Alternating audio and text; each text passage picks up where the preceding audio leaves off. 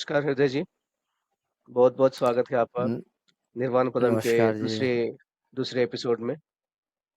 जय जय सीताराम जी, जय जय जय सिया श्री राम। राम। तो सर आज हम इस एपिसोड में हम बात करने वाले हैं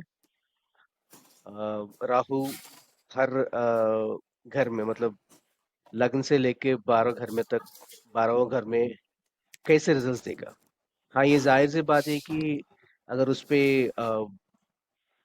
अलग-अलग दृष्टि हो सकती है मतलब वो कैंसलेशन भी हो सकता है, तो अगर वैसी कुछ दृष्टि ना रहे और राहु अकेला रहे मतलब किसी और ग्रह के साथ ना रहे और उसपे किसी की दृष्टि ना रहे, ऐसे सिचुएशन में जो है राहु हर एक घर में कैसे अपना रिजल्ट्स देगा? तो हम आपसे शुरू करते हैं मतलब पहले घर में कैसे रिजल्ट्स देगा? राहु आज के युग में या इस समय जो चल रहा है, इस समय राहु इतना हावी हो गया है कि राहु पे ही आजकल लोग ज़्यादा ही चर्चा कर रहे सही है सर। हैं। और राहु के बारे में लोग राहु बहुत डरते हैं। हाँ, राहु जिधर देखो उधर राहु की ही चर्चा होती है। जहाँ देखो तहाँ राहु ही राहु दिख रहे हैं। कुछ लोगों का मानना है कि जो हम और आप बात कर रहे हैं ये इंटरनेट बेतार की यंत्र से जो बात कर रहे हैं जी, ये भी राहु है। ये भी राहु का ही काम है। जो इंटरनेट और ये आईटी सेक्टर है, ये सब राहु ही राहु है। जहाँ सिर्फ जी, भ्रम ही भ्रम है, कुछ है नहीं। सारा करप्शन इसी में है, टोटल करप्शंस भी इसी में दिखता है। सीधी सी बात तो यही है। अब आपका कहना है कि राहु का 12वें घर में क्या विवेचना हो सकता है, राहु किस घर में क्या नुकसान कर सकता है, क्या लाभ कर सकता है, क्या नहीं कर सकता। देखिए, राहु का एक सिस्टम है। राहु यदि अलग अकेला है तो वो एक उसका जो प्रोडक्शन होगा या उसका जो फलित होगा वो अलग होगा। और जी, राहु किसी ग्रह के साथ आ जाता है तो वहाँ पे प्रोडक्शन उसका चेंज हो जाता है। लोग उसको कंबाइन कर लेते हैं। राहु चंद्रमा के साथ है तो राहु वो भी मान लेते हैं, राहु गुरु के साथ है तो भी मान लेते हैं, राहु शनि के साथ है तो भी मतलब कि राहु तो तीसरे घर में है। राहु तीसरे घर में तो उसके साथ कोई है, वो तीसरे घर में होते हुए भी जो तीसरे घर का फल है वो तो नहीं दे पाएगा, या लग्न का फल नहीं दे पाओ, या अच्छा या बुरा। कई बार अच्छा हो जाता है दूसरे के साथ आने से, कई बार बुरा हो जाता है दूसरे के साथ आने से। चलिए, आज हम लोगों का विषय है कि राहु अकेला क्या करेगा। जी, अब मैंने राहु के प्रथम भाव की विवेचना कर रहा था। मैं राहु का प्रथम भाव, राहु का लग्न में आना, लग्न का मतलब होता है काल पुरुष कुंडली के अनुसार वह मेष राशि आता है। जी, एरीज़। एक नंबर मतलब मेष एरियस आता है। जी, और वहाँ पे अब देखिए राहु का फल स्त्री राशियों पे है, बैठा हुआ है, या पुरुष राशियों पे बैठा हुआ है। इसको ये भी बहुत बड़ा मायने रखता है। एक ही चीज नहीं होती है कि राहु आ गया लग्न में तो सबको एक समान फल देगा। जी, यहाँ पुरुष और स्त्री जो राशियां होती हैं, जो वो कुछ राशियां पुरुष होती हैं, कुछ स्त्री राशियां होती हैं, कुछ द्विस्वभाव राशियां होती हैं। जी। तो उसके अनुसार उसका जो फल होगा वो बदलेगा कहीं ना कहीं। पुरुष राशियाँ कौन-सी कन्या होती है और पुरुष राशियाँ कौन-सी होती है और स्त्री राशियाँ क्या होती है? कौन-सी होती है? जैसे मेष लग्न है, पहली पहले नंबर पे मेष लग्न आता है, एरियस जो होता है मेष जी, राशि, ये पुरुष राशि होती है। जी, वृषभ भी पुरुष है, मिथुन द्विस्वभाव राशि है, कर्क कन्या राशि स्त्री मतलब वो कर्क को स्त्री राशि माना जाता है।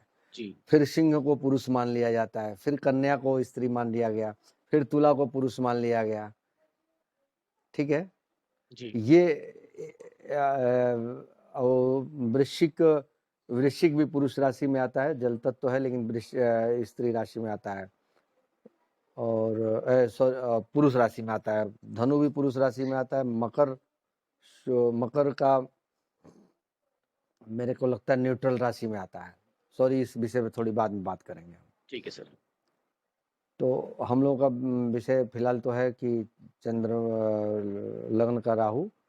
तो लग्न के राहु का स्थिति ये है कि वहाँ बैठा हुआ राहु इंसान को मतलब बहुत ऊंचाइयों पे लेके जाता है। जनरली आदमी बहुत ज़्यादा उछाल पाने वाले, बहुत जल्दी ग्रो करने वाले लोगों का लग्न में राहु देखा जाता है जी, अचानक। और ये भी देखा जाता है कि कई बार ये लग्न का राहु मतलब अर्श से फर्श पे भी पहुंचा देता है। फर्श से अर्श पे चढ़ाता है तो फर्श से अर्श की तरफ भी सॉरी अर्श से फर्श की तरफ भी लेके आता है, यानी आसमान से जमीन भी दिखा देता है। दोनों जी, दोनों स्वभाव होता है उसका। लग्न का राहु जनरली अच्छा माना गया है। जी, यदि वो पुरुष राशि में है तो वो अच्छे फल देता है, यदि वो अकेला है। यदि उसके ऊपर शनि की दृष्टि नहीं है तो ठीक। यदि शुभ ग्रहों की दृष्टि है, लग्न में राहु बैठा हुआ है, तो निश्चित ही वो व्यक्ति बहुत अच्छा ग्रो करता है, बहुत आगे बढ़ता है और छोटे स्तर से वो बड़े स्तर को प्राप्त करता है। और उसके अंदर एक क्वालिटी और होती है, वो एन केन प्रकारेण किसी भी तरह से सफलता अर्जित करने का ख्वाहिशमंद होता है, इच्छुक होता है। जी। तो ठीक है। अगर अगर यही राहु दूसरे घर में बैठा हो, मतलब लग्न से दूसरे घर में बैठा हो, तो कैसे रिजल्ट्स दे सकता है? देखिए वैसे तो अभी राहु का पहले घर में ही वो 12 राशियों पे बैठा हुआ है, तो कैसे फल देगा पहले तो इसका हो, तो बात लंबी हो जाएगी। फिर कभी एक एक राशि करके बताएंगे। अब सेकेंड भाव के राहु का स्थिति पे चर्चा करते हैं। दूसरे भाव में राहु जनरली इंसान के लिए धन की हानि कराने वाला होता है। राहु एक चोर स्वभाव है, धन राहु एक भ्रम है। तो जो उसके पास पैसा आता है, एक तो उस पैसे की पता नहीं चलता है कि वो पैसा गया कहाँ, कैसे गया। आदमी सोचता है अरे मेरे पास तो बहुत सारा धन था, या मैं तो इस महीने में बहुत पैसे कमाया, अचानक वो उड़ कैसे गया। जी, वो खर्चे का रास्ता कैसे आ गया, कौन कौन सा। तो वो ऐसा लगता है राहु को चोर स्वभाव का भी कहा जा सकता है। जी, तो धन की कहीं न कहीं स्थिति में नुकसान होने की संभावना बनी रहती है। धन नुकसान तो होता है, मिलता भी प्रचुर मात्रा में है, आता भी प्रचुर में है, लेकिन वो कहीं न कहीं वो चोरी भी हो जाता है और वो आदमी मतलब गलत तरीके से भी पैसे कमाने का इच्छुक होता है। जी, सेकंड राहु वाला कड़वे बोल बोलता है, उसकी आवाज़ में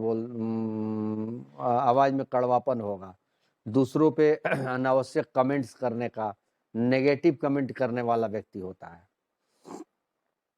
दूसरे भाव के राहु का एक बहुत बढ़िया बात बताऊं मैं आपको। जो आदमी भोजन करता है, जब खाना खाता है, तो बिना पानी बीच में बिना पानी पिए वो खाना नहीं खा सकता है। जी, उसको हिचकियां आने लगती हैं, उसका जो खाना है, जो भोजन है, वो फंसने लगता है वाली आवाज आ जाती है। ये सबसे बढ़िया पहचान है राहु की सेकेंड हाउस में होने का। उसको खाना खाते समय निश्चित तौर पे हिचकी आएगी और पानी पिएगा। ये सबसे बड़ी स्थिति है। तो सेकेंड भाव का राहु धन की स्थिति को कहीं से भी हम कोई धन की प्राप्ति होती है तो कहीं न कहीं उस धन को नुकसान करने की स्थिति में रहता है। वहीं पे अगर केतु वहाँ पे बैठा हुआ आता है तो प्रचुर तो गरीब आदमी भी गरीबी से अमीरी की तरफ लेके जाता है। देखिए विपरीत बात बता रहा हूँ मैं आपको। जी सर। राहु बैठा है तो अमीर भी गरीब होने की स्थिति में आ जाता है और केतु वहीं बैठता है तो एक गरीब घर में पैदा हुआ, मतलब सब कुछ भी नहीं है मेरे पास, अचानक मैं बहुत ज़्यादा पैसा अचानक किराए के मकान से अचानक अपने मकान में पहुंच जाता है आदमी। ये सेकेंड भाव के केतु की पहचान है। जी। सर, जब सेकंड हाउस में राहु आएगा और इतने सारे फाइनेंशियल इश्यूज देने की संभावना है, तो हम्म। क्या क्या कर सकते हैं वो लोग? मतलब कुछ जनरल मतलब रेमेडीज, मतलब माँ दुर्गा सप्तशती का पारण करे या कुछ ऐसा एक। नहीं, सेकेंड भाव में राहु का सबसे बढ़िया प्रोडक्शन ये है, पहले तो अपनी जबान पे लगाम लगाइए। जी, वाणी भाव भी वही है ना हमारे, जो हम बोलते हैं वो भी सेकेंड हाउस से ही देखा जाता है। जी, तो पहली सबसे बढ़िया काम ये है कि आप पहले अपनी वाणी पे बोल लगाम रखे। लगाएं, जी, अपने कंट्रोल रखें। और इसमें भगवान शिव को शहद से प्रतिदिन अगर जो 1 लोटा जल लेकर उसमें 1 चम्मच शहद डालकर भगवान शिव को अर्पित किया जाए, शिवलिंग पे अर्पित किया जाए, तो मैं समझता हूँ कि इस राहु का बड़ा पॉजिटिव प्रभाव पड़ेगा लोगों पे। हर दिन करना चाहिए इसको। हाँ, ये देखिए कोई भी चीज़ तो हर दिन का ही होता है। क्योंकि वो एक दिन से करने से हट तो नहीं गया, 9 रोज करने से हटेगा, रोज करते रहिए। हम रोज करेंगे तभी वो शांत रहेगा, जी, हमारा हमारे पे कंट्रोल रहेगा, हमारे धन की हानि होने की संभावना कम होगी। जी, इन बातों का विशेष ध्यान रखा जाए। कोई भी रेमेडी होती है, उपाय होता है तो रेगुलर का ही होता है। जी सर। लाल किताब के उपाय होते हैं कि 41 दिन कर लेना, 45 दिन कर लेना, 43 दिन कर लेना, वो लाल किताब की बातें होती हैं।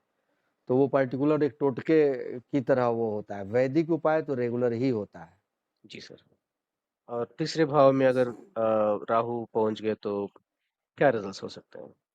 राहु का तीसरा भाव सबसे प्रबल भाव माना गया है। यहाँ बैठा हुआ राहु बाहुबली बनाता है। बाहुबली बनाता है। बाहुबली बनाता है।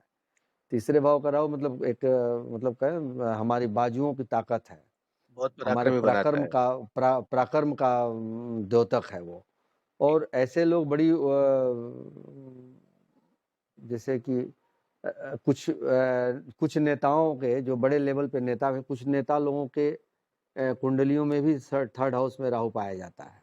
जी, अब देखिए ध्यान रखिएगा कि ये राहु उच्च का है कि नीच का है, ये सब सब जगहों पे ये बात मानी जाती है कि उसको राशि क्या मिली है। जैसे तीसरा भाव काल पुरुष कुंडली के हिसाब से मिथुन राशि का होता है, तो कुछ लोगों का मानना है कि वृषभ में राहु उच्च का होता है, कुछ लोग कहते हैं मिथुन में उसका उच्च का होता है, मकर में भी उच्च का होता है। तो इसकी 2-3 राशियां हैं उच्च की, मकर में भी होता है, वृषभ में भी होता है और मिथुन में भी होता है। जी, मतलब जेमिनी, टोरस और कैप्रिकॉर्न, इन तीनों में वो उच्च का ही मानते हैं लोग। कुछ लोग उसको मान के चलते हैं, कुछ लोग उसको मान के चलते हैं। और इन तीनों में राहु बढ़िया फायदा अच्छे लाभ की तरफ लेके जाता है यदि अच्छा स्थान पाया। तो तीसरा भाव तो वैसे भी उसका प्रबल भाव इसलिए भी हो जाता है, इसीलिए भी वो प्रबल हो जाता है कि वो काल पुरुष में वो मिथुन राशि पाता है, वो तीसरा स्थान, तीसरी राशि का स्थान है वो, इसलिए भी वो प्रबल हो जाता है।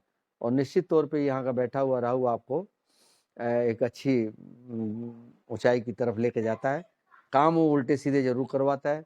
आप कभी भी ईमानदारी से कोई ईमानदारी से आगे बढ़ने का तो कोई सूरत होता नहीं है। बहुत कम ही लोग हैं इस पृथ्वी पे जो बहुत ईमानदारी से और बहुत रिच हुए हों। अपवादों में एक आध लोग होंगे, बाकी मैं नहीं समझता कि कोई ये कहे कि मैंने धर्म से पैसे कमाए हों, धर्म के रास्ते पे चल के मैं अरबपति करोड़पति हो गया हूँ। ऐसा कहीं होता नहीं है, न हुआ है, न होगा। इस कलयुग में तो नहीं हुआ है, बाकी पहले हुआ हो तो कह नहीं सकते। ठीक है। जी सर। तो आप बोल रहे हैं कि तो थर्ड में जब राहु आएगा तो आदमी को जो है बहुत पराक्रमी बना देता है। हाँ, वो धीरे धीरे अपनी उन्नति की तरफ चल देता है। जी सर। ये नहीं कह रहे आते आते ही नहीं, वो तो जन्म के समय में ही हाँ, रहेगा जन्म ना। जन्म कुंडली ये की बात आने करें। का समय का नहीं है, मैं आने का हाँ, टाइम हाँ। नहीं है कि मतलब वो गोचर में आ गया, उसकी बात नहीं कर रहा मैं। नहीं, नहीं, नहीं। ये है कि जन्म के समय में राहु है तो कैसे भी होगा, वो झुग्गी में पैदा हुआ हो कि वो कोठरियों में पैदा हुआ हो, वो अपना अपना स्थान बना लेता है। वो अपने स्तर से अपना रास्ता बना ले, अपने दिमाग से, अपने पराक्रम से अपना मार्ग प्रशस्त कर लेता है, अपने अपना भविष्य का निर्माण कर ले जाता है। वो चाहे जैसे भी करे, जी, उल्टे कर्मों से करे चाहे सीधे कर्मों से करे, कर ले जाता है। इसमें कोई शक नहीं है, नो डाउट। जी सर। तो अभी और चौथे जब घर में राहु थर्ड हाउस में रहेगा तो केतु देखिए कहाँ पे रहता है, नाइन्थ हाउस में रहता है। जी, और नाइन्थ हाउस का केतु बड़ा स्पिरिचुअल बंदा हो जाता है वो, यानी उसको एक आध्यात्मिक ताकत भी उसको मिल जाती है। देखिए दोनों तरफ से उसको लाभ मिल जाता है। जी, नाइन्थ हाउस वैसे धर्म का हाउस है, केतु वैसे भी धर्म का ध्वजा है, यानी उसको वो धर्म को भी आड़ बना देता है, धर्म की आड़ भी ले सकता है और धर्म को लेके भी आगे बढ़ सकता है। अपने संसाधनों से, अपने धार्मिक प्रपंचों से भी वो आगे बढ़ जाता है, कई बार देखा गया है। वो विद्वान न हो, वो साहित्य का जानकार न हो, फिर भी वो लोग उसको साहित्य का जानकार समझेंगे, फिर भी उसको बहुत विद्वान समझेंगे। मान ये सम्मान भी मिल देखने को जाएगा। मिला है। हाँ, मान सम्मान उसको मिल जाता है जी, क्योंकि उसका केतु नाइन्थ हाउस में उसको सपोर्टिंग में है। जी, जनरली ऐसा होता नहीं है कि राहु अच्छे जगह पे हो तो केतु सामने केतु बैठा हुआ सपोर्ट करेगा। यहाँ पे सपोर्टिंग में आ जाते हैं, ये बढ़िया जगह है। चौथे घर में कैसे रिजल्ट्स देने की बात करते हैं आप? चौथे घर का राहु मतलब कि कर्क राशि में चंद्रमा के घर में पहुंचा। चौथे घर में राहु होता है तो यहाँ पे राहु शैतानी नहीं करता है, कम से कम इतनी बात तो है। बहुत ज्यादा, जैसे राहु का एक नेचर है ना कि शैतानी करना, तो जी, शैतानी नहीं करता है, एक चीज तो है। तो उसकी शैतानियों से मतलब वो आपको बहुत ज्यादा उखाड़ पछाड़ नहीं करेगा, बहुत ज्यादा, मतलब वो शांत। कहते हैं कि चंद्रमा माँ होती है, राइट। जी, चंद्रमा माँ का कारक होता है, तो माँ के घर में, माँ की गोदी में बैठा हुआ राहु मतलब अपनी बदमाशियों से बाज आ जाता है थोड़े। मतलब नहीं होता भाई, बच्चे माँ की गोद में आकर बड़े शांति से बैठ जाते हैं, जी, कुछ ऐसा समझिए। लेकिन यहाँ का राहु, राहु वाला आदमी होता बड़ा विचित्र नेचर का है। वो किसी की सफलता को देख नहीं पाता है, दूसरों से चिढ़ने वाला होता है, जी, ईर्ष्यालु बहुत बना देता है यहाँ का राहु लोगों को। वो आपको सपोर्ट करेगा, सपोर्टिंग भी रहेगा उसका, सपोर्ट करते हुए भी वो चाहेगा कि जब वो देखेगा कि आप बहुत आगे बढ़ रहे हैं तो फिर वो आपको टांग भी खींचने वाला बना देगा। जी, कुछ इस तरह की चीजें होती हैं। लाल किताब में कहा गया है कि यहाँ का राहु बैठा हो, जिसके राहु हो, उसको अपने टॉयलेट को छेड़छाड़ नहीं करना चाहिए, सीट को नहीं उखाड़ना चाहिए, नहीं तो राहु राहु बहुत विकराल हो जाता है। जी सर। तो यहाँ का राहु चूंकि बहुत लाभप्रद मैं नहीं मानता हूँ, मेरे नेचर में बहुत लाभप्रद नहीं देखा गया है। जैसे मकान में, घर द्वार लेने में, जमीन जायदाद में काफी डिस्प्यूट पैदा करने वाला होता है। बच्चों का भविष्य भी कहीं ना कहीं थोड़ा सा डिस्टर्ब होता है चतुर्थ राहु वालों का। जी, हाँ, कहीं ना कहीं कुछ थोड़ा बहुत स्थिति खराब हो जाती है उसकी, उस समय भी बच्चों पे प्रभाव भी उसका देखा जाता है, क्योंकि कहीं न कहीं वो चौथा भाव हमारा घर है, जो हमारा प्रांगण होता है, घर आंगन होता है, जो सुख भाव होता है, जी, वहाँ है। तो सुख, जिस जिस चीज़ से हमको सुख मिलने की उम्मीद रहती है, तो राहु बैठा हुआ है तो अपने नेचर के हिसाब से उन सुखों का हरासमेंट करेगा ही करेगा। जी सर। अब देखिए, वहाँ से वो दसम स्थान पे केतु बैठा हुआ है। दसम का केतु कार, नौकरी, व्यवसाय, बिजनेस, इन चीज़ों पे भी थोड़ा नेगेटिव प्रभाव लिए हुए होता है। जी, कई बार आदमी काम को बार-बार बदलता रहता है, नौकरियां बदलता रहता है और फिर बीच-बीच में वो परेशान होता रहता है। ये स्थिति भी पाई जाती है। देखिए, ये सारी चीज़ें संभावनाएँ, कुछ लोगों को बहुत फ़ायदे वाली बात भी होती है, तो कहीं हरासमेंट वाली बात होती है। तो पार्टिकुलर एक चीज़ पे, एक ग्रह पे किसी भी कुंडली का पूरा प्रेडिक्शन नहीं किया जा सकता। हाँ, हम जैसे तो वही बोल रहे हाँ, हैं। जैसे कि हाँ, चतुर्थ का राहु है तो एक एक जनरल सी बात है कि थोड़ा-सा वो नुकसान करता है, कुछ लोगों के लिए वो बहुत बेनिफिशियल भी होता है। अब चतुर्थ भाव में जितने चीज़ों को देखा जाता है, माँ का देखा जाता है, ज़मीन का, घर का, गाड़ी-घोड़े से संबंधित जितनी चीज़ें होती हैं, उनमें कहीं न कहीं उनको दिक्कतें होती हैं। उनके घर में कुछ वास्तु दोष भी निकल के आता है, ठीक है? ठीक है। उनके उनके घर में कुछ न कुछ लोगों का जैसे ऊपरी क्रियाएँ भी बहुत ज़्यादा पाई जाती हैं। वो इन चीज़ों पे भी बहुत ज़्यादा ध्यान भी देते हैं। जी, ये तो जनरल बातें हैं, जनरल प्रोडक्शन है। जी सर, अगर मैं जनरली पूछ रहा हूँ, अगर राहु के जो भी रिजल्ट्स होते हैं, उनसे हुँ। छुटकारा पाने के लिए या उनसे थोड़ा जो जो परेशानियाँ आने आते हैं, उनसे थोड़ा रिलीफ पाने के लिए कौन से देवी देवता का उपासना करें? निश्चित तौर पे भगवान शिव की उपासना करनी चाहिए। जी, वैसे एक चीज़ बताऊँ मैं आपको, राहु को शांत करने का सबसे बढ़िया तरीका रुद्राभिषेक है। शिव जी का ही अभिषेक, शिव जी की ही पूजा होती है। कारण, जी, दूसरे में आदमी अगर जो राशि रत्न वगैरह धारण करने का शौकीन हो, तो वो गोमेद धारण कर सकता है। जी, जिरकॉन कहते हैं ना उसको, हेसोनाइट हेसोनाइट कहते हैं जो स्टोन होता है। तो वो एक उस पत्थर को लेफ्ट हैंड की मिड फिंगर में पहना जा सकता है। राहु उससे काफ़ी कंट्रोल रहता है। जी, हाँ। चलिए सर आगे बढ़ते हैं। अभी अगर 5वें घर में अगर राहु है, तो कैसे रिजल्ट्स हम देख सकते हैं? पांचवें घर का राहु इंसान की बड़ा रहस्यमय बना देता है किसी को भी। जी, रहस्यमय इन द सेंस उसको, उस व्यक्ति को समझना बड़ा मुश्किल हो जाता है। उसके दिमाग में क्या चल रहा है, कैसे चल रहा है, क्यों चल रहा है, कब वो कौन सी हरकत कर जाए, कब वो गलतियां कर जाए, कब वो अच्छा काम कर जाए। इन जी, सारी चीजों का उसमें देखा जाता है पंचम भाव के राहु के लिए। पंचम भाव के राहु में स्पेशली एक पंचम भाव के राहु के लिए है कि यहाँ बैठा हुआ राहु यदि पुरुष राशि में हो तो बड़ा प्रकर्मी बना देता है, बहुत अच्छा होता है। स्त्री राशि में होता है तो राहु बेकार हो जाता है। यहाँ पे देखिए दो चीजें हैं, यहाँ का राहु अच्छा है पुरुष राशि में, बुरा है स्त्री राशि में। जी। ये विशेष ध्यान रखने वाली बात है। कौन सी कब राशियां हैं ये बाद में बताएंगे।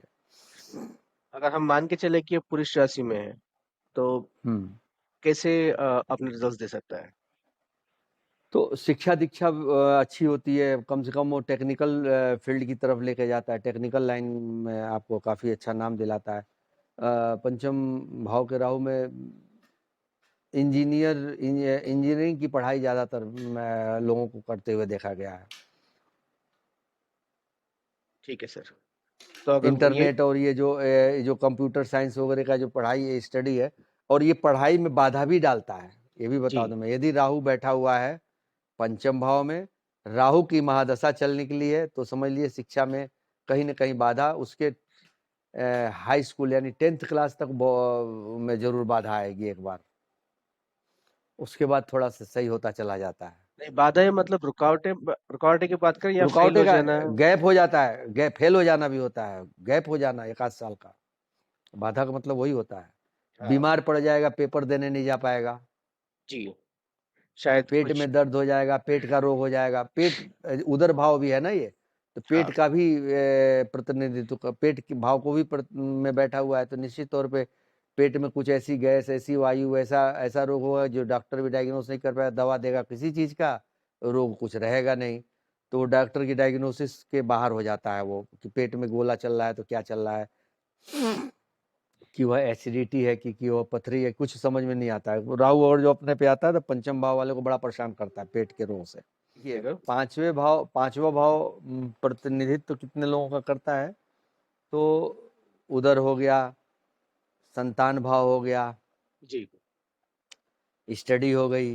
जी, चतुर्थ भाव का जो राहु होता है वो हायर स्टडी में भी डिस्टर्ब करता है।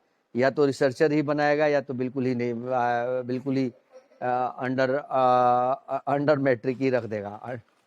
जी, चतुर्थ वाला ये भी ध्यान रखिएगा। अब आता है कि पंचम भाव में क्या क्या, तो संतान। अब यहाँ पे संतान का बड़ा विचित्र खेल है। पंचम राहु है तो संतान को बहुत नुकसान पहुंचाता है। जी, अच्छा भी, अगर जो संतान बढ़िया होती है तो अच्छा होता है, तो वो बड़ा जैसे नहीं होता है पूत, एक होते हैं कपूत होते हैं, जी, तो जनरली कपूत होने की ज़्यादा संभावना रहती है। जी, और जब अगर जो पुत्र होते हैं वास्तव में बढ़िया निकलेगा, तो थोड़ा सा वो कमजोर होगा, कोई न किसी चीज़ से, शारीरिक रूप से कहीं ना कहीं कोई ना कोई डिस्टर्बेंस होगा उसको। ये दोनों बातें, यानी कि कहीं ना कहीं वो पिता को वो संतान तकलीफ देने वाली होती है। जी, पंचम राहु वाले की संतान पिता को ही नहीं तकलीफ देती है, संतान वो दादा तक को तकलीफ देती है।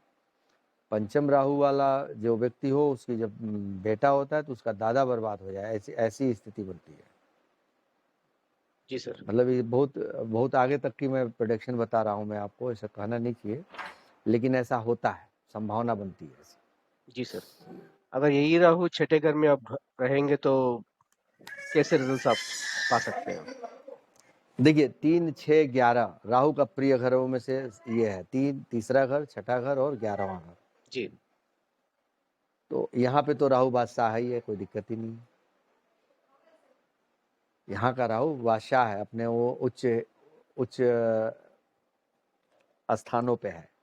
जी, तो यहाँ यहाँ बैठा हुआ राहु निश्चित तौर पे कहीं न कहीं आदमी को काफ़ी ग्रोथ देने वाला होता है, विदेश यात्रा कराने वाला होता है, विदेशों में रहने वाला बना देता है, अच्छे व्यवसाय काम की तरफ लेके जाता है, उच्च उच्च व्यवसायी अच्छी नौकरी की तरफ लेके जाता है। बढ़िया। जी, जी, मतलब कि छठे भाव का राहु को अच्छा माना गया है। ये सारी चीज़ें तभी संभव है जब राहु अकेला हो। जी, पांचवें भाव में और छठे भाव में, इन दोनों भावों का राहु, और एक जगह मैं अभी बता देता हूँ अष्टम भाव का।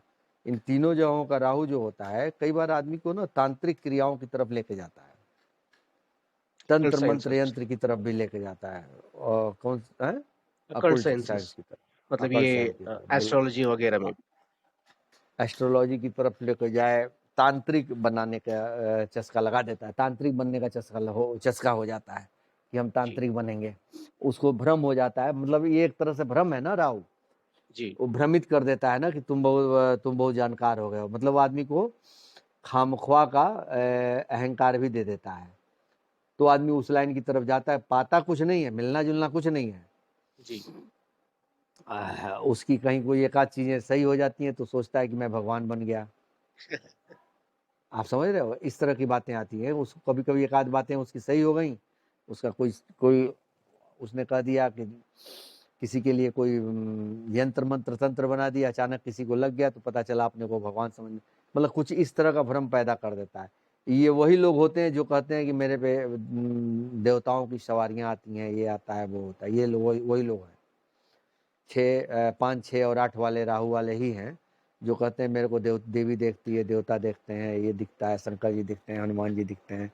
तो ये वही लोग हैं जो अपने क्या कहते हैं, इमेजिनेशन को सत्य मान के चलते हैं, जी। क्योंकि ये लोग इमेजिनेशन करने वाले लोग होते हैं तो इनको कि थोड़ा मैं तो रात को मेरे को पास शिव जी आए थे, भगवान शंकर आए थे, भगवान विष्णु आए थे, हनुमान जी भी आ गए थे साथ में। तो इन लोगों से थोड़ा बच के तो रहना चाहिए। बच के ही रहना चाहिए, सही है, नहीं, क्योंकि इनकी ये बुद्धि जनरली फिरते सर देरी। हर हाँ, किसी के इनकी हर किसी के चैट में ऐसा होने की संभावना तो है ही नहीं। तो ये तो जनरल नहीं, हाँ, प्रेडिक्शन है। नहीं, स्वाभाविक सी बात है, हाँ, बिल्कुल बिल्कुल। देखिए कई बार होता है ना कि अच्छे ग्रहों की दृष्टियाँ, जैसे जुपिटर वगैरह की दृष्टियाँ पड़ जाएं, तो राहु काफी कंट्रोल में हो जाता है। इस राहु के साथ चंद्रमा का आने का मतलब है बर्बाद हो जाना, ये भी बता जी, दूं मैं। आदमी इतना बड़ा साइको बन जाता है, छठे भाव में अगर जो चंद्रमा भी आ जाए तो बहुत बड़ा साइको या तो साइकोलॉजिस्ट बन जाएगा या तो बक्का साइको बन जाएगा, दोनों बातें होंगी। जी। तो अगर 7वें घर में राहु की हम देखेंगे, तो क्या रिजल्ट्स हम्म हो सकते हैं सर? हम लोग सातवें भाव के राहु पे चर्चा कर रहे थे। तो मैंने कहा कि सातवां भाव जिन जिन चीज़ों का द्योतक है, जिन जिन चीज़ों को रिप्रेजेंट करता है, उन सब में राहु कहीं ना कहीं डिस्टर्ब करने की स्थिति में रहता है।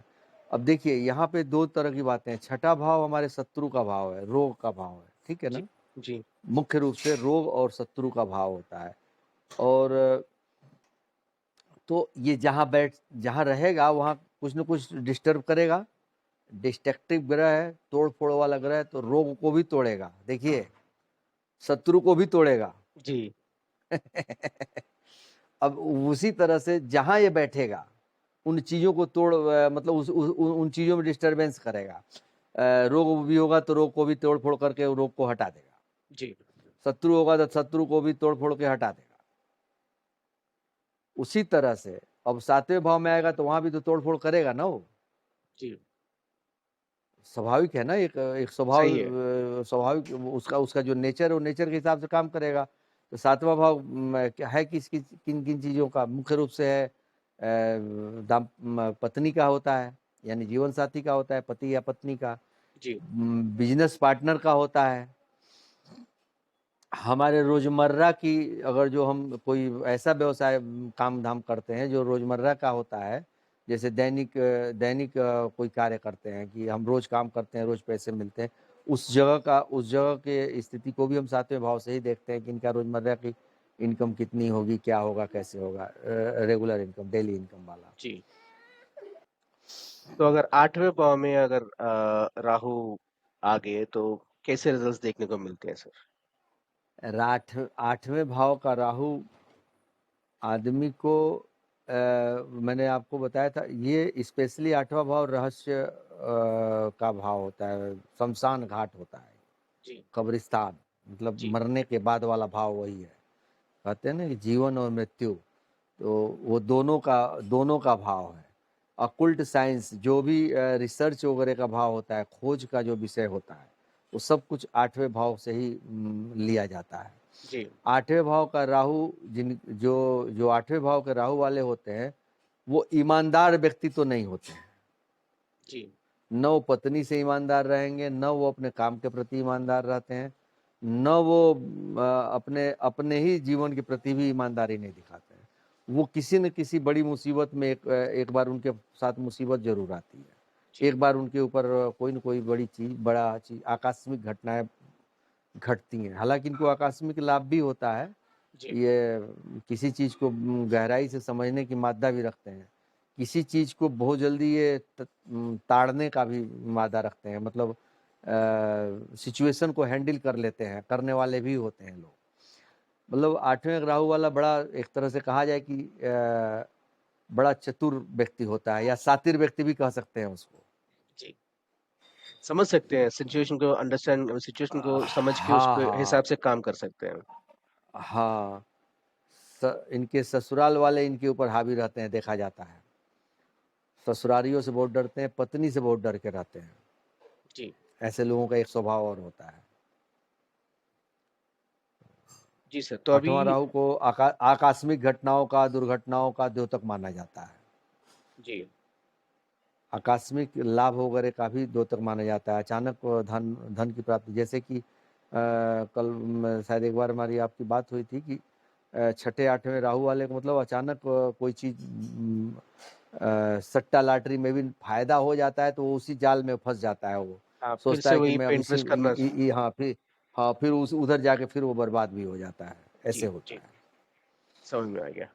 तो अगर क्योंकि राहु ही अकेला अकेला वो सट्टे लॉटरी सट्टे और या इस तरह के चीज़ों का शेयर शेयर का दो तक नहीं है, उसके लिए बुद्ध का कॉम्बिनेशन होना बहुत ज़रूरी होता है। जी, वो हम इसके पहले बात कर चुके हैं, इसके पहले एपिसोड में हम बात कर चुके हाँ, हैं इसके बारे में। बिल्कुल बिल्कुल बिल्कुल। तो अब सर 9वें में अगर राहु आ गया तो कैसे आप कैसे रिजल्ट्स आप एक्सपेक्ट करते हैं?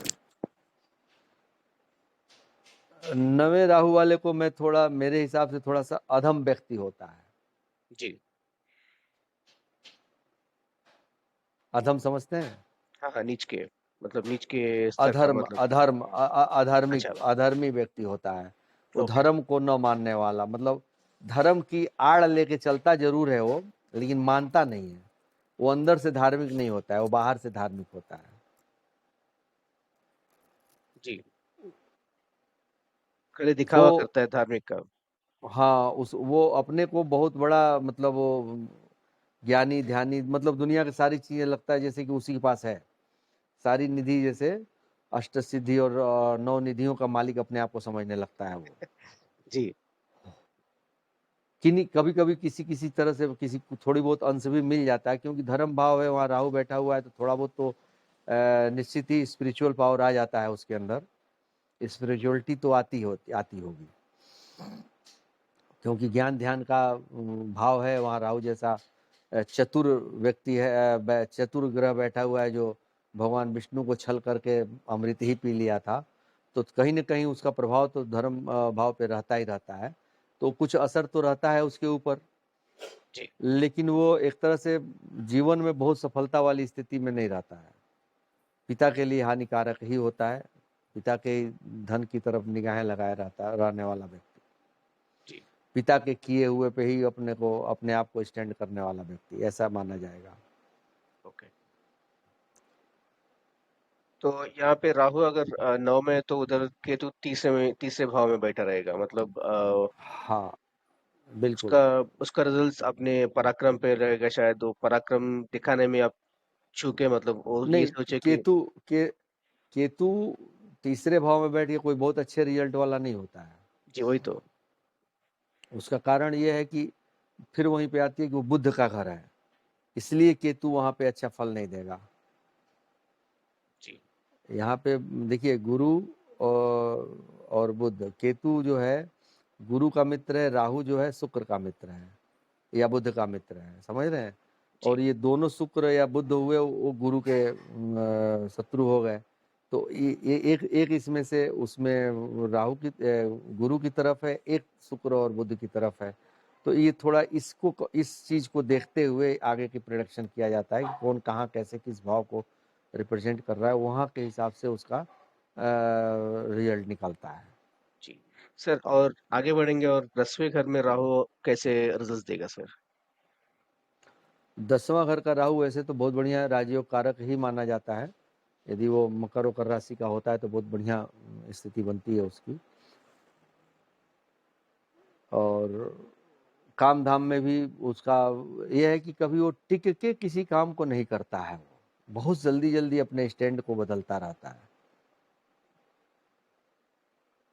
और निश्चित तौर पे वो अपना करने की चाह रहती है, बहुत दिनों तक अपने पिता के ऊपर डिपेंड रह के फिर वो अपने लिए जब वो करने चलता है तब उसको समझ में आती है कि हमारे साथ क्या हो रहा है क्या नहीं हो रहा है, क्योंकि वो डिपेंडिंग द फादर, मतलब फादर पे वो इंडिपेंडेंट रहने वाला व्यक्ति बन जाता है।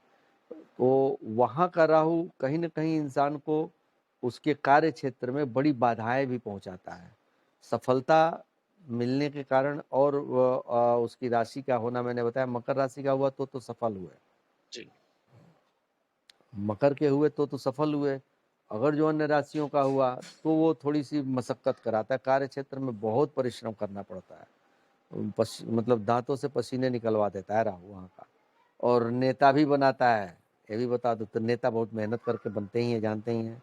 जी सर। सारे उल्टे सीधे कर्म करने वाले होते हैं। दसम राहु वाले जनरली आईटी सेक्टर के लोग भी दसम राहु वाले होते हैं, क्योंकि वो उसका भी कारक है। लेकिन उनको भी वहाँ पे कहीं ना कहीं बहुत सारी समस्याओं का सामना करना पड़ता होगा, प्रॉब्लम्स तो आती होगी उनको भी। जी, राहु राहु एक ऐसा ग्रह है कि जिस पे किसी छोटे शब्दों में बोल देना, एक लाइन में बोल देना, वैसे वो समझ से बाहर है, क्योंकि इसका कुछ कहीं अनंत है, इसका खत्म ही नहीं होता है। जी सर। यह मतलब एक भ्रम है ना, भ्रम तो खत्म होने वाली चीज होती ही नहीं है ना।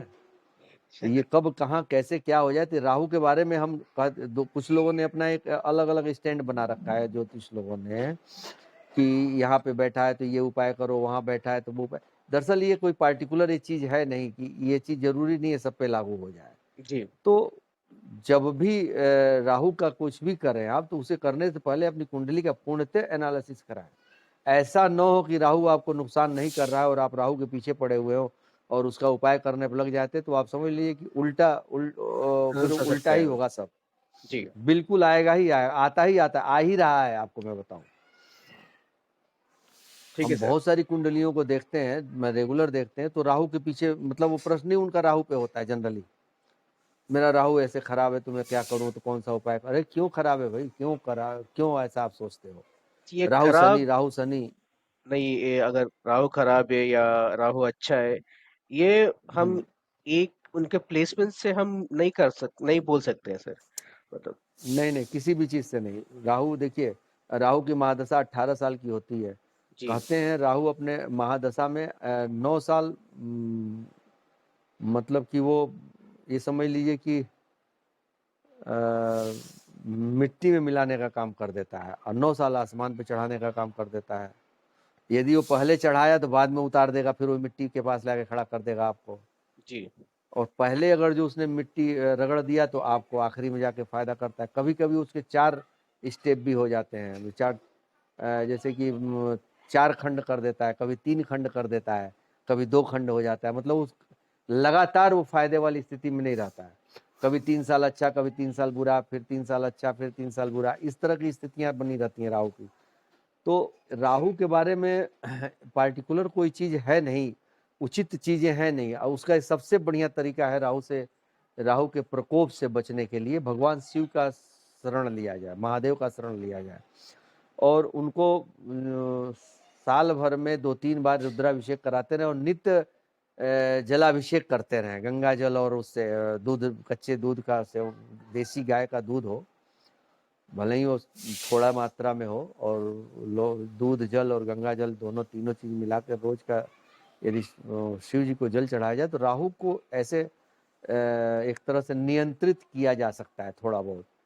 जी। बाकी और कोई रास्ता होता नहीं है राहु के नियंत्रित करने का कि हम 72,000 मंत्रों का जप कर ले तो नियंत्रित हो जाएगा, तो ये कर ले तो कर ले, और कहीं कुछ नहीं है वो महादेव के ही महादेव के ही बस का।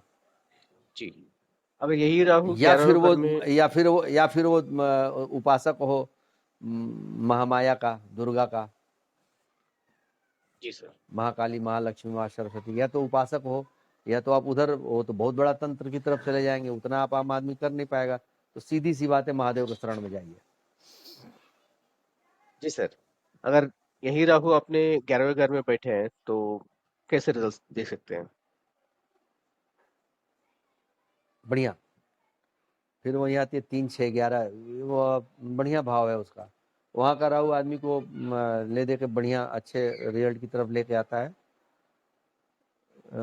कई बार पिता के सुखों की थोड़ी हानि करता है, पिता से मतलब उसकी अनबन सी बनी रहती है, लेकिन वो अंततोगत वो अपने लक्ष्य को प्राप्त करता है। एकादश राहु बढ़िया होता है, बशर्ते वो राशि वाशी बढ़िया हो, मिली हुई हो उसको। मतलब सर, एकादश एकादश में अगर ये मान के चले कि वो कर्क राशि में बैठ गया हाँ, तो। कर्क राशि में जब भी राहु बैठेगा तो चंद्रमा आपका खराब हो जाएगा। पहली बात तो आप ये समझो, जी। चंद्रमा की हानि हो जाती है। कर्क राशि चंद्रमा की राशि होती है, और चंद्रमा कहीं ना कहीं से आपको मानसिक परेशानी देने वाला बन जाता है। ये ऐसा राहु मानसिक परेशानी जरूर देता है। एकादश का जब राहु होगा तो केतु आपके पंचम भाव में होगा, सीधी सी बात है। कर्क राशि में है तो चंद्रमा, मन का कारक चंद्रमा डिस्टर्ब हुआ, मन आपका खराब हुआ, उधर केतु बैठा ही है, तो कहीं ना कहीं मन में एक विरक्ति, एक उजड़ा उजाड़ मन उजड़ा उजड़ा सा, उचटा सा रहेगा। आदमी बहुत ज्यादा वो अपने लिए केयरफुल नहीं रह पाता है, डिस्टर्ब रहता है, किसी तरह स्ट्रेस में रहता है, स्ट्रेसफुल स्थिति बनी रहती है उसकी। तो बेहतर यह है कि कर्क राशि में कहीं भी राहु ना बैठे। कहीं भी राहु कर्क राशि में बैठेगा तो आदमी कहीं ना कहीं से डिस्टर्ब होगा, वो डिप्रेशन की तरफ जाएगा, वो स्ट्रेस की तरफ जाएगा, वो एंजाइटी की तरफ जाएगा। राहु और केतु इन दोनों का चंद्रमा की राशि में होना और चंद्रमा से कनेक्टेड होना आदमी को साइकोलॉजिस्ट के पास पहुंचा ही देता है। कोर्ट ये भी कचहरी वगैरह, पुलिस स्टेशन में कोर्ट कचहरी, जाना, कोर्ट बिल्कुल। कचहरियाँ। हाँ, बिल्कुल बिल्कुल, कई बार वो लाइजन भी करता रहता है, आदमी लाइजनिंग वर्क भी कर लेता है, उससे भी पैसे कमा लेता है। वो कुछ लोग जेल की नौकरी, पुलिस की नौकरी भी पा जाते हैं। जेल जी। उस तरह की नौकरियां पा जाए तो जेलर हो गया तो संतरी होगा जेल का, कहीं सर ना ये कहीं उसे मेडिकल वो। हॉस्पिटल का भी ये कारक है, तो कहीं ना भी कहीं बिल्कुल डॉक्टर्स बिल्कुल बन सकते हैं क्या? डॉक्टर तो नहीं बनाएगा ये, नहीं तो नर्स वगैरह। नर्स बना सकता है, नर्स बना सकता है, वार्ड बॉय बना सकता है, कुछ इस तरह का काम करवा सकता है। जी।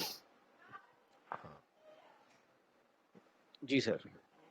12वां राहु वैसे अच्छा और बुरा दोनों स्थितियां उसकी बनती हैं, और बड़े अच्छे फल भी देता है, बड़ी ऊंचाइयों। यदि आदमी प्लानिंग के साथ काम करे तो 12वां राहु बहुत काम कर जाता है, और नहीं तो वही प्लानिंग उसकी सेकचिल्ली वाली हंसी का पात्र बन जाती है। सपने उसके मर्सिडीज देखने के होते हैं, जेब में पैसा मतलब रुपया एक नहीं, तो जी। वो वाली स्थिति में आ जाती है। तो सपने ऐसे ही देखे आदमी जिसको पूरा कर सके, एक एक करके सीढ़ी दर सीढ़ी आगे बढ़ना। अगर जो आदमी उस तरह से चलता है तो वही राहु उसको बहुत ऊंचाइयों पे लेके जाता है, इसमें कोई शक नहीं है। और वो फिलहाल दंड फंद तो करता ही है, कहीं ना कहीं विदेश यात्रा भी कर देता है। कई मतलब 12वें राहु वाले जनरली विदेशों में जाकर नौकरियां करते हैं, जी परदेश में सर। जाकर नौकरियां करते हैं, अपने घर से हजारों किलोमीटर दूर जाकर नौकरियां करते हैं। कुछ इस तरह की बातें भी आती है, और दूर जाना ही उनके लिए श्रेयकर होता है जी। घर छोड़ के। ठीक है सर, तो आज का एपिसोड हम यहीं पे खत्म करेंगे और हमसे फिर से नेक्स्ट एपिसोड में बात करेंगे। हम अगले अगले सत्र में हम लोग ये कहेंगे कि राहु कहाँ पे, इन 12 घर के राहु का हमें क्या क्या, किस तरह क्या रेमेडी करनी चाहिए, क्यों ना हम लोग इस पे बात करें। जी। क्योंकि लोगों के कंफ्यूजन बढ़ता है कि आखिर में है तो क्या है, कैसे है। राहु का एक जनरल प्रोडिक्शन है कि राहु यदि कुंडली में कहीं भी है तो आप बहुत ज़्यादा भयभीत मत होइए, क्योंकि राहु भय का वातावरण क्रिएट करता है और उसी भय और भ्रम में फंसा कर आदमी को तबाह करता है। तो जी। हमने कहा कि महादेव की शरण में रहिए, यानी कि हम कहीं ना कहीं अध्यात्म का रास्ता अगर पकड़ते हैं, यदि ईश्वर की शरणागत रहते हैं, तो राहु के नुकसान करने की स्थिति कम हो जाती है। जी। ये 12हों घर के राहु के लिए बेहतर स्थिति बनाता है, समझ लीजिए आप। महादेव का शरण। जी सर, तो ये हम आज का एपिसोड यहीं पे खत्म करेंगे और फिर से मुलाकात करेंगे सर। बहुत बहुत धन्यवाद आपका। धन्यवाद। जय जय श्री श्री राम। राम।